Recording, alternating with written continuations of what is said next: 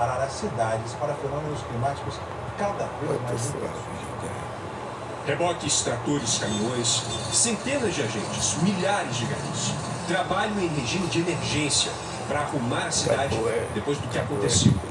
O vendaval de ontem deixou nos cariocas a sensação de um ciclone, um tornado, com medo que o fenômeno se repita nos próximos meses. Meu Deus do céu! Ventos de mais de 100 km por hora destelharam casas na Zona Sul e destruíram as estruturas dessa garagem na Zona Norte.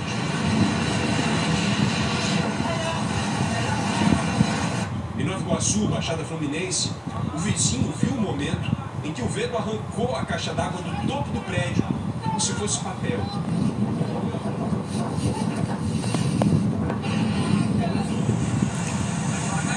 Atiçada pelo vento, a Baía de Guanabara também se transformou.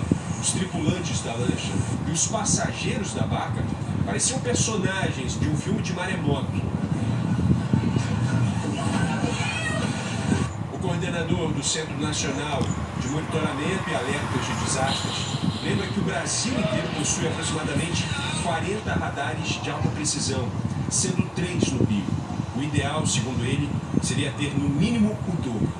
Isso custa bastante caro, não é apenas uma questão de custo, senão que você precisa de toda uma logística assim, de um conjunto de profissionais para fazer manutenção e para operar e interpretar esses radares. A dificuldade para prever fenômenos cada vez mais intensos e responder aos estragos provocados por eles mostra o desafio de governos e concessionárias. Ontem, mais de 1 milhão de pessoas ficaram sem luz na capital. Em todo o estado, 309 mil casas continuam sem energia. A gente está desde ontem, desde que a árvore caiu, ainda estava tudo energizado. Cada vez que passava um carro, uma moto, estourava tudo. Em vários bairros da cidade e da região metropolitana, moradores reclamaram da demora para a normalização do fornecimento. Ele está desde ontem tentando, ele não tem retorno, só fica um robô atendendo e no fim não chega em solução nenhuma. Mas a consequência mais grave desse vendaval foi na região central da cidade, onde este muro desabou, matando Tássio Maia dos Santos, de 43 anos, ex-jogador do Botafogo, e o amigo dele, Vandré Cordeiro, de 41. Tássio e Vandré serão enterrados amanhã. Ao longo do dia, a prefeitura contou quase 270 ocorrências envolvendo árvores que caíram, obstruindo ruas super movimentadas e ruas secundárias com menos movimento. Mas imagina o perigo de uma árvore grande, pesada como essa, caindo em cima de alguém que estivesse passando na hora. Isso aconteceu. O homem de camiseta preta se preparava para atravessar a rua no exato momento em que esta figueira de muitas toneladas desabou com tudo sobre ele, que escapou por questão de centímetros. Porque na verdade é aliviado, porque não tem um palmo de distância entre a árvore e não tinha um palmo de distância entre o poste. O Renato trabalha ali na frente com a irmã e a prima. A família, aliás, não tem dúvidas de que este devoto de São Bento escapou por um milagre. É agradecimento mesmo, nenhuma específica, mas todo dia de manhã, todo dia à noite, durante o dia, a gente tem que lembrar, né, porque a gente está aqui. Especialistas ouvidos pelo Jornal Nacional afirmaram que não é possível relacionar a ventania no Rio e em São Paulo com o El Niño, mas que o fenômeno poderá intensificar eventos desse tipo. Os ventos fortes atingiram todo o estado de São Paulo ontem. Pelo menos 20 árvores caíram em Cubatão. Uma delas foi retirada hoje, de cima da casa da dona Alzira. Só deu tempo de correr e começar a acionar tudo que tinha que acionar, né? Tá lá, vai cair, ó, fumei na hora. Muito trabalho também na cidade de São Paulo. Hoje ainda ventou, mas bem mais fraco. O movimento no aeroporto de Congonhas normalizou no fim da manhã.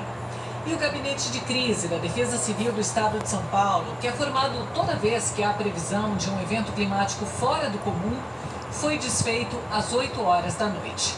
Ontem, os ventos intensos derrubaram árvores, destelharam prédios e viraram um barco em Ilhabela. 3 pessoas morreram no estado. Essa ventania começou a se formar ainda na terça-feira. Toda a região sudeste estava sob influência de uma massa de ar quente, com temperaturas acima dos 30 graus. Já o sul era influenciado por uma frente fria. Quando essa frente fria avançou, o ar frio, mais pesado, entrou por baixo do ar quente e forçou a massa de ar quente a subir rapidamente. Esse deslocamento funciona como uma espécie de empurrão na atmosfera e gera ventos muito fortes, conhecidos como frente de rajadas. O professor de meteorologia da USP diz que não há uma associação com o El Niño. Não dá para a gente fazer uma associação direta, não. É um sistema frontal que é muito comum nessa época do ano, que muitas vezes influencia muito a região sul e mal consegue vir para o sudeste e para o centro-oeste. Isso é muito comum na época do inverno. Eu diria que para esse evento de ontem a gente ainda não tem uma componente do El Niño fazendo tanta diferença assim. O meteorologista do INMET alerta. Com o fortalecimento do El Niño nos próximos meses, fenômenos como o de ontem serão mais intensos. A expectativa é que esse fenômeno se intensifique, principalmente a partir de setembro, outubro. Então a gente tem que ficar atento, porque vamos dizer assim, os eventos extremos podem se intensificar, né, e ocorrer de forma mais frequente, como a gente vem observando já. No Rio Grande do Sul, a cheia dos rios mantém cidades em alerta, mesmo depois dos temporais. A água avança devagar pelas ruas de Eldorado do Sul. Seu João não vai esperar o Rio Jacuí chegar na porta para sair de casa. E eu evito que eu vou levar o braço só e os meus bichinhos para poder dormir mais tranquilo, porque senão amanhã nós podemos sair mais. Em Alvorada, a cheia do Rio Gravataí já cobre ruas inteiras de um bairro. Enquanto eu vou ficar em casa, a gente ergueu as coisas, né, até onde a gente pôde, e vamos ficar aqui monitorando, né, por enquanto. Mais de 1000 pessoas estão em abrigos pelo estado, quase metade delas em Lajeado. Ontem de tarde voltamos de novo. A água estava no meu portão de novo, aí tive que sair com as crianças. Em Porto Alegre, o nível do Guaíba segue em alta, cerca de 1 centímetro por hora. A água das chuvas no interior do estado ainda desce pelos rios em direção à capital.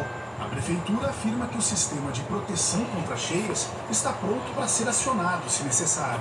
A gente tem estrutura robusta para proteger a cidade, tanto as comportas quanto condutos forçados, vários diques já refeitos, o que tem como função primordial a drenagem e a proteção de cheias da cidade. Nas ilhas de Porto Alegre, moradores acompanham a elevação do Guaíba com apreensão. Mas isso aí de novo vai perder aí, nós perdemos tudo praticamente. Não queremos pegar alta cheia de novo. Amanhã não deve chover no sul do Brasil, mas tem alertas de novos temporais no fim de semana. Jaqueline Brasil traz a previsão aqui pra gente. Boa noite, Jaqueline. Boa noite, Ana Paula, Heraldo, e boa noite para você. O tempo deve ficar firme em toda a região sul. Mesmo assim, no Rio Grande do Sul, o CEMADEM coloca em risco alto para inundações o centro do estado e a região metropolitana de Porto Alegre, porque a água da chuva que cai no rio demora um pouco mais para se espalhar. Segundo o Serviço Geológico do Brasil, o nível da bacia do Guaíba pode subir, na do Uruguai também, mas só em alguns pontos. Já nas bacias do Caíque e Taquari pode baixar, mas aos poucos. Amanhã deve chover do litoral de São Paulo ao do Rio Grande do norte do Maranhão até o Amazonas. Tem aviso de rajadas de vento de 50 a 70 km por hora no Espírito Santo e do sul de Mato Grosso do Sul ao Rio Grande do Sul. Temperaturas muito altas em Cuiabá e Palmas, 39 e 38 graus. Em Campo Grande, São Paulo, 25, 30 graus com tempo firme. Em Salvador, Recife, Rio de Janeiro e Vitória, condição de chuva isolada, máximas de 26 e 28 graus. Em Manaus, Boa Vista, Belém e Macapá, chuva mais forte, máximas de 31 a 33 graus. No sábado, uma baixa pressão e uma frente fria devem provocar temporais no Rio Grande do Sul. Previsão de quase 100 milímetros no oeste gaúcho. Ana Paula, Heraldo. Obrigado, Jaqueline. A crise climática está mudando também os biomas brasileiros. Temperaturas mais altas e a falta de chuva ameaçam principalmente regiões da Amazônia e do Pantanal. O risco é que essas mudanças sejam irreversíveis um fenômeno que os cientistas chamam de ponto de não retorno.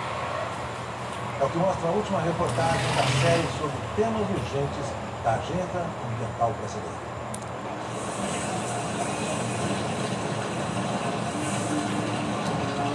Você já teve uma situação de estar tocando a boiada e não ter a água que você esperava num determinado lugar? O que se fez? Eu tenho que ir embora devagarinho até chegar onde tem água. Existem aproximadamente 4 milhões de cabeças de gado no Pantanal. A pecuária é a principal atividade econômica da região, mas a extensão dos períodos de seca obrigou os fazendeiros a buscarem soluções alternativas para garantir a água para os rebanhos. Multiplicou-se nos últimos anos a abertura de poços artesianos no Pantanal. As fazendas retiram a água debaixo da terra com a ajuda de bombas movidas à energia solar. Aqui na sua propriedade você tem quantos poços abertos? Por enquanto só 4, mas estamos planejando mais 2 esse ano e assim por diante. O gado tem tido essa necessidade de percorrer muitos quilômetros para chegar até a água, então estamos furando poços para facilitar a vida deles. Essa é uma das muitas áreas do Pantanal impactadas pela escassez crescente de água. Há aproximadamente 20 anos, as cheias alcançavam com facilidade imensas áreas do bioma, inclusive esse lugar onde eu estou, conhecido como Vazante do Castelo. Agora, os períodos de seca são mais extensos e, dependendo da região, essa seca pode durar anos. A paisagem mudou. Isso que a gente veio ver de perto, nesse local, reflete uma realidade que, segundo alguns cientistas, poderia ser um ponto de não retorno na maior planície alagada do planeta. Não é quando você acabou tudo. O ponto de retorno é quando você chega numa situação em que o ambiente não é capaz de se recuperar, mesmo que você diminua o impacto que você está tendo. A principal fonte da água que chega no Pantanal vem da Amazônia. E a Amazônia também está enfraquecendo os chamados rios voadores ou rios atmosféricos. Então o Pantanal é hoje aquele lugar que a gente diz, mesmo se você não tivesse nenhuma interferência no Pantanal, nada, não fizesse mais nada, protegesse o Pantanal inteiro, virasse um parque, ele não volta mais à condição anterior. Essa imagem mostra bem o que está acontecendo em boa parte do Pantanal. Essa lagoa que nos períodos de cheia costumava encobrir de água toda essa região, está se tornando cada vez mais seca. Isso vem acontecendo há décadas. O solo às margens da lagoa já se tornou rachado, seco, por falta de água. No ano passado, dados de satélite revelaram que a área coberta de água no Pantanal inteiro ficou 56% abaixo da série histórica. Dentre todos os biomas do Brasil, o Pantanal foi o único que registrou essa situação.